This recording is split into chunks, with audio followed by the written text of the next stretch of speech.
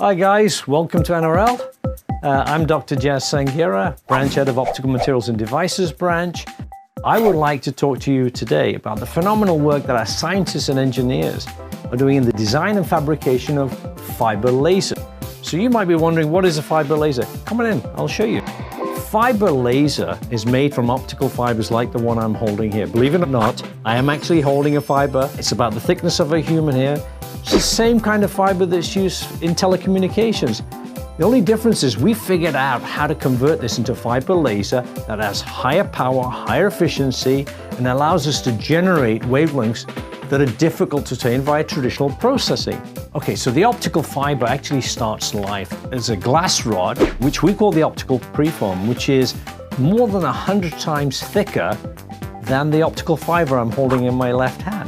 So guys, why don't we go into the lab and see how we make these optical preforms? So why don't you follow me? So we make these optical preforms in-house using custom equipment. The key feature is that we place the rare earth ions inside the core using nanoparticle doping. And what I'm going to do is introduce you to Dr. Colin Baker, who's going to show you how we make the optical preforms. Hi, Jas. Hi, Colin. You're going to show these guys how you make the optical preforms? Sure, come on in. Welcome to the Modified Chemical Vapor Deposition Lab, or MCVD lab. This is where we create the high purity optical preform that will be drawn into optical fiber. Now, in order for an optical fiber to work, you have to have a cladding and a core layer which will guide the light. Not only are we creating fibers that guide light, we're creating fibers that will create an amplifier for optical gain. And we do that by incorporating rare earth ions inside of the fiber. But we're doing something special in this lab. Here we have rare earth ions that are incorporated inside of a nanoparticle host in a stable dispersion. That dispersion will then be incorporated into the preform on the MCVD lathe shown here. The process starts with the silica glass tube, which is incorporated into the MCVD lathe. Next, a vapor and a gas are introduced inside the tube, and they react to form a porous silica soot. At this point, our proprietary nanoparticle dispersion is introduced into the exhaust end so that it can be soaked into the porous soot that we've created. Under high heat, we consolidate and collapse the preform into the solid rod. This will create the core and cladding.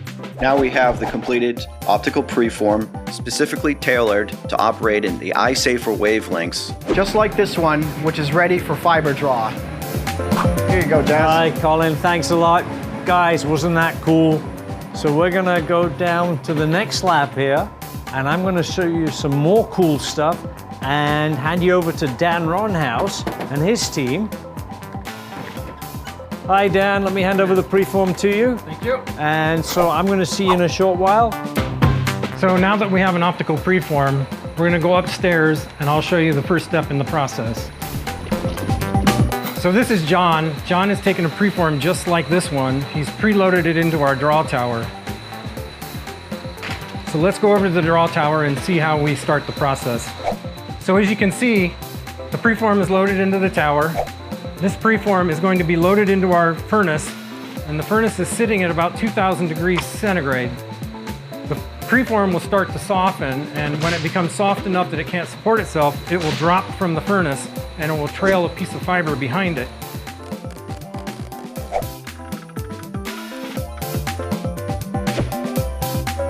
John and the other guys below will gather the fiber and they will pull it into a spool, and that's basically how we pull the fiber. So at the end of the fiber draw process, what we end up with is a very long spool of optical fiber. And now I'm going to hand it off to Jas, and he's going to show you the next step of the process. Dan and John, guys, really appreciate it. Thanks so much. See you later. Wasn't that cool, guys? So what I'm going to do now is take you on to the next step in the process. So this fiber is at the heart of a laser system. And I'm going to introduce you to Dr. Brandon Shaw and his team, who are going to take this fiber and incorporate that in a fiber laser system. Hi, Brandon. Here's the fiber. Okay, come on in, guys. Once we have the fiber, we'll be integrating it into a fiber laser system. The team, Raphael, Gus, and Chris, will take the fiber and basically integrated into a fiber laser system. This is an example of a fiber integrated into a prototype system. The fiber is spliced into the system with diodes and other components and put onto a cold plate. And this will be integrated into a chassis for delivering to the customer. We work very closely with our DoD customers and program offices to design, develop, and build these systems that can operate at any and all wavelengths, including the eye-safer wavelengths. This is the only facility inside of DoD that can go from raw materials to completed custom laser systems.